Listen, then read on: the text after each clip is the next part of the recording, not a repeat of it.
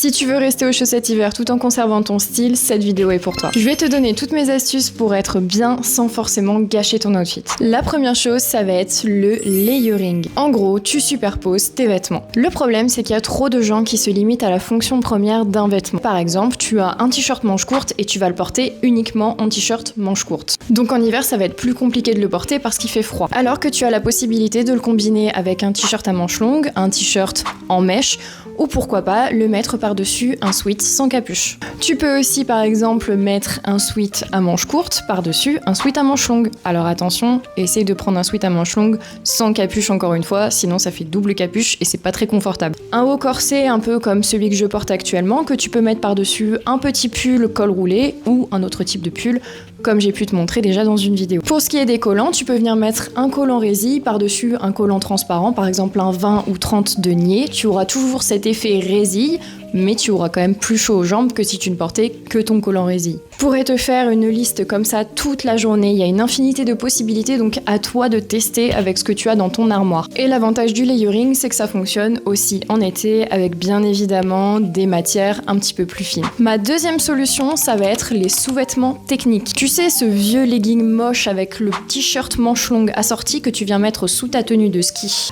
En plus de te tenir chaud, c'est hyper confortable et tu te sentiras vraiment bien dans ça sous ta tenue. Ma troisième solution, on repart encore sur les collants en polaire doublé. Alors évidemment, si comme moi t'es tatoué au niveau des jambes, on ne verra plus trop tes tatouages, mais je t'avoue que moi ça m'a bien sauvé la vie l'année dernière. Le sacrifice de tes tatouages pour une saison n'est rien comparé à la chaleur et le confort que t'apportent ces collants. Bien évidemment, comme d'habitude, je vais continuer ma propagande, les accessoires. Guêtres, bonnets, mitaines, gants, chapka, tout ce que tu veux. Que ce soit la tête, les mains, le cou, couvre-toi. On n'est plus en 2011, ça n'a plus rien de stylé de sortir en sweat en plein hiver, à moins que les adolescents aient conservé cette mode, et dans ce cas-là, ils ont au moins conservé un truc de mon époque. Voilà, c'était toutes mes petites astuces pour que tu puisses rester au chaud cet hiver, et surtout, n'hésite pas à partager les tiennes en commentaire.